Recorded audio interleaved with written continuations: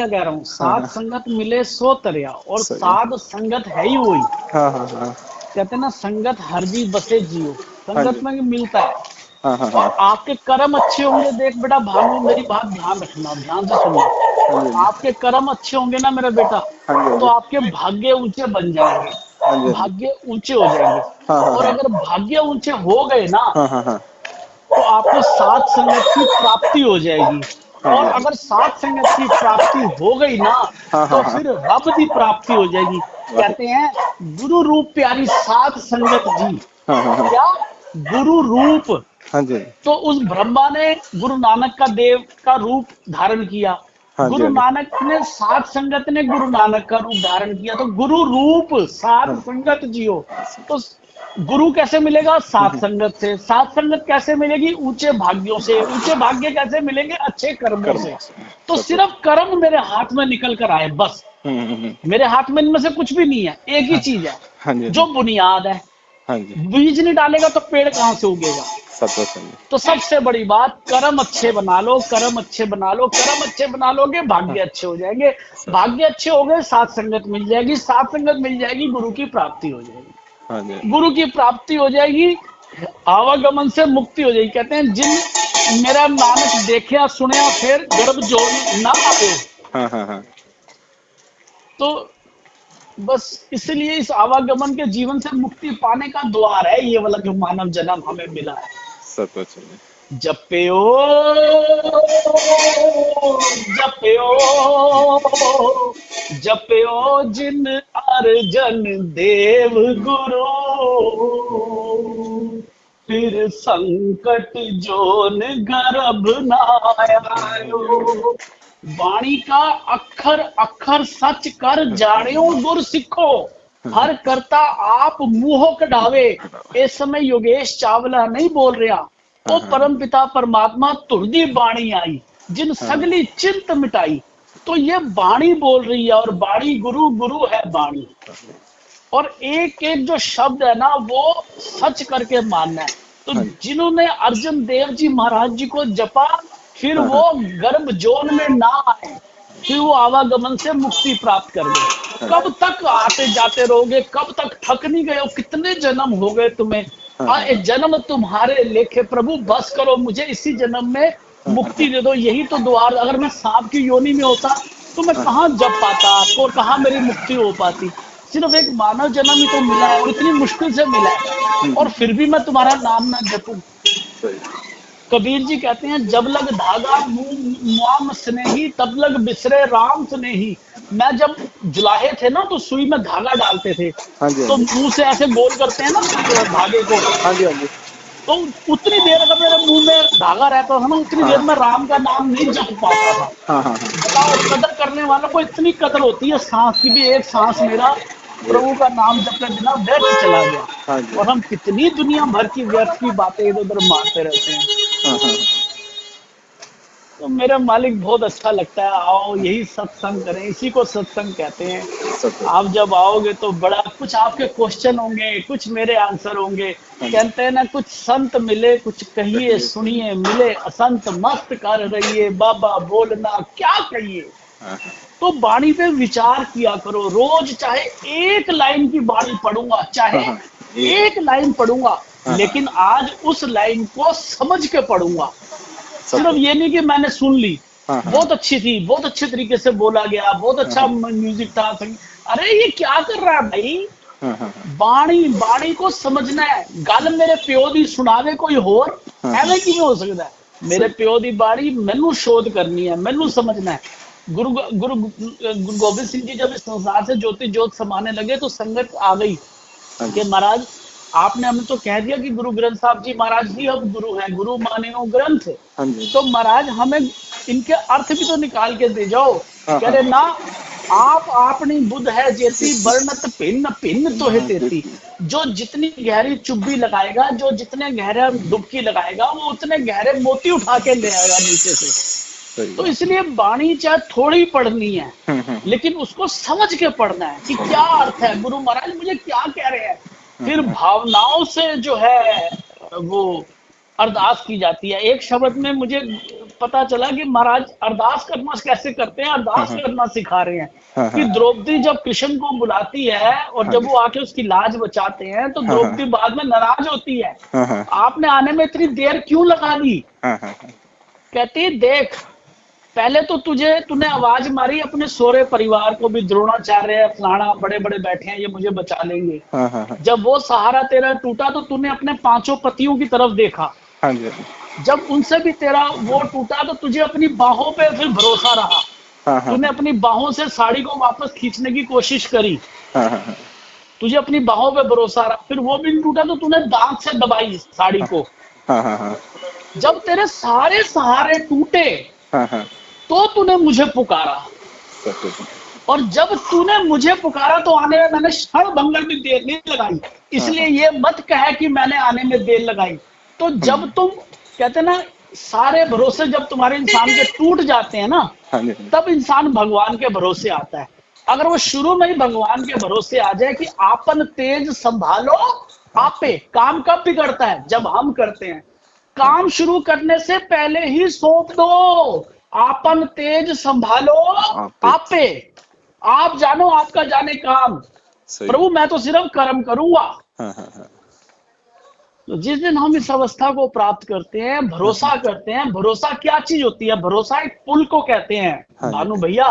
उस प्रभु को, इस आत्मा को उस परमात्मा से मिलाने वाला एक पुल होता है, ब्रिज होता है। और ब्रिज अगर कमजोर होगा तो ब्रिज टूट जाएगा, भरोसा टूट जाता है। उस ब्रिज को भरोसा कहते हैं। भरोसा बड़ा मजबूत होता है कि मेरे कर्ण अर्जुन आएंगे, मेरे कर्ण अर्जुन आएंगे। भरोसा, एक भरोसा कहते ना कि बाकी सब ढाइयां टेरियां, एक तकिया भरोसा तेरा, बाकी सब ढाइयां टेरियां। इस कथा को भी कभी सुनाऊंगा, वैसे आपने सुना होगा, लेकिन फिर कभी सुनाऊंगा कि ये सुनिए मैंने। हाँ, कैसे टेरियां ढाई थी और एक उसका भरोसा प्राप्त किया था। तो भरोसा बड़ा मजबूत होना चाहिए मेरा बेटा। उस गुरु पे अथाह विश्वास, भरोसा। सब कुछ। बैठो कभी, आनंद आए आपके साथ बैठूंगा तो 4 घड़ियां सत्संग की मिल जाती हैं। और मैं तो चाहता हूँ उसकी रिकॉर्डिंग भी हो। क्योंकि जब तक कोई रिकॉर्डिंग नहीं करता, मतलब जब तक कोई क्वेश्चन नहीं पूछता, मैं कुत्ते की तरह भोगता जाऊं भी, किस बात पे भोग रहा हूँ, क्यों भोग रहा हूँ भाई। सामने वाले की कोई विषय निकल के आया, जैसे अभी कोई बात निकल कर आई, तो बात का जवाब निकलता है। वैसे तो अंदर परमात्मा की कृपा, मैं तो कह रहा हूँ बोलता तो वही है। ये योगेश के नाम का तो शरीर है, खाम खाम में बोल तो वही रहा है, वो मेरा सतगुरु। तो लेकिन वो किस संदर्भ में बोले, बोलने को तो बहुत कुछ है, किस संदर्भ में बोला जाए। अब जैसे कोई प्रश्न कर बैठता है, भी मैं सबका भला करता हूँ फिर भी मेरे साथ बुरा होता है, ऐसा क्यों। तो सबसे पहले तो प्रश्न ही गलत है। तू कौन होता है किसी का भला करने वाला है, पहले तो तेरा प्रश्न ही गलत। फिर दूसरी बात, सबसे बड़ी गलती तेरी है कि तू अगर एक ही हेल्प करता है, एक ही मदद करता है, तो तेरी सबसे बड़ी गलती ये है कि तू ए से ही रिटर्न की उम्मीद भी रख बैठता है। तू ए को कहता है कि तू वही है, साले तू मर रहा था, मैंने तुझे पानी पिलाया था, आज तू मेरे मुंह पे थूक रहा है, साले भूल गया वो दिन मैंने तुझे पानी पिलाया था। तो गलती तेरी है कि तुझे एक ही सेवा करके, एक ही सहायता करके भूल जाना चाहिए था। तेरी सहायता बी करे, सी करे, डी करे, कोई करे ना करे, तू भरोसा रख ऊपर वाले पे। तूने जो सहायता ए की थी वो गुरु रूप था, और अब जेड भी आके या वाई भी आकर अगर तेरी सहायता कर देता है तो वो भी रब का रूप था।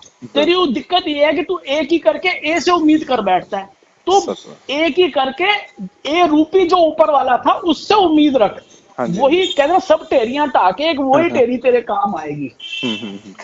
तो तू दिक्कत ये है कि तुम उसके चेहरे याद रख लेते हो कि मैंने उसके नाम याद रख लिया, मैंने रमेश, सुरेश, सोहन, फलाने की सेवा या फलाने की सहायता या फलाने की ओखी, अरे कर और भूल जा।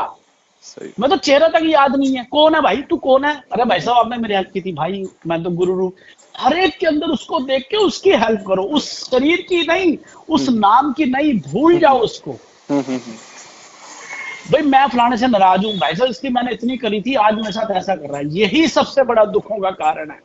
ये बच्चे हैं, कल को बड़े होंगे, मेरे बुढ़ापे का सहारा बनेंगे, लख लानत है। तेरी उम्मीदें हमेशा तेरे दुखों का कारण बनेंगी।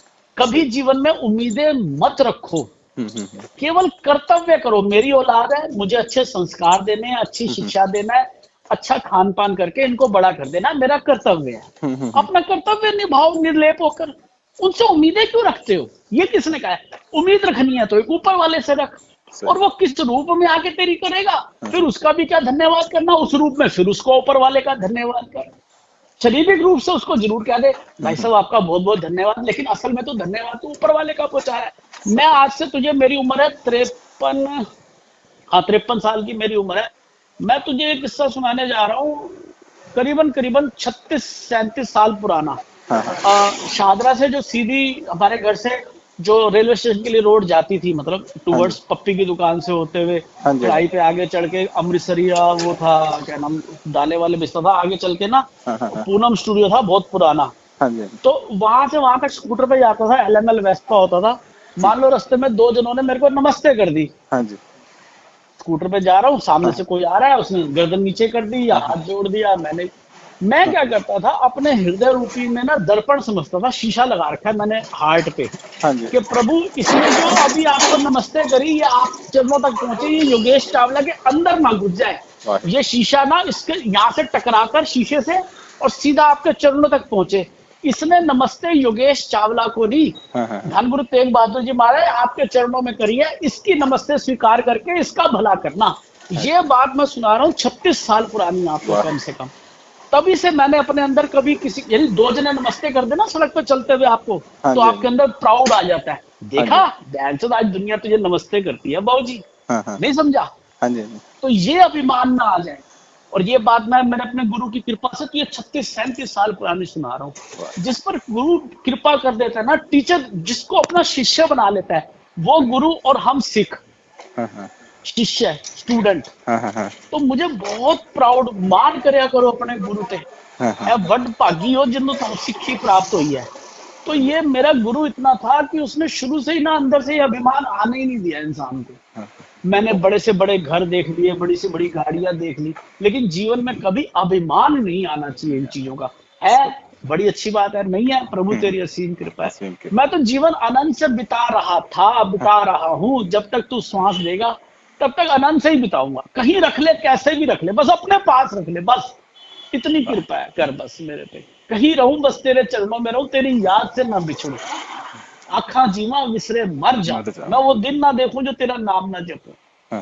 और उस दिन की बड़ी कामना करो प्रभु से कि जब असहज होकर तुम हर समय, जब तुम्हारे अंदर धन गुरु नानक वाहे गुरु का जो सिमरन है ना, वो निरंतर अंतर जो है ना, वो बजता जीते उठते सोते जागते खाते पीते पोटी करते पेशाब कुछ भी, हर वक्त तुम्हारे अंदर जो है ना वो चल ही रहा है। ऐसी अवस्था का प्रभु हमें मालिक बना के मुझे याद ना करना पड़े कि मुझे नाम तेरा जपना है। मैं स्कूटर चला रहा हूँ, मैं गाड़ी चला रहा हूँ, मैं अचानक ही चेक करता हूँ अपने आप को, यार अंदर बज रहा है, हाँ सच में बज रहा है। मुझे पता ही नहीं मैं स्कूटर चला रहा हूँ। वाहिगुरु धन गुरु नानक धन। वो थोड़ी देर में होश आई, कॉन्शियस हुआ, अरे यार ये क्या मैं बोल रहा हूँ, तो मुझे पता नहीं मैं बोल रहा हूँ बस। तो ये अवस्था के लिए प्रभु का सिर झुका के धन्यवाद करता हूँ कि मुझे नहीं पता, मैं अनकॉन्शियसली आपका नाम जप रहा हूँ, अनकॉन्शियसली। एक तो कॉन्शियसली याद आ गया, अरे यार खाली क्यों बैठा है, वाहिगुरु का नाम जप ना। अचानक उल्टा हो, अबे नाम चल रहा है अपने आप, धन गुरु नानक तेरा शुक्राना, तेरा शुक्राना। ये अवस्था आपको स्वतः ही प्राप्त हो जाएगी, देख लेना। हर समय आप अपने आप को गुरु चरणों में महसूस करोगे, हर चेहरे में अपने गुरु को देखोगे। फिर ना देखोगे कि वो हिंदू है, कि वो मुसलमान है, कि वो सिख है, कि वो ईसाई है, वो मानस की जात सब है, एक को पहचान। फिर उस अवस्था को प्राप्त कर जाओगे। हर जन दुई एक है, विद विचार कछु नाही, जलते उपज तरंग ज्यों जल ही बिके समाहे। उस अवस्था को प्राप्त कर लो।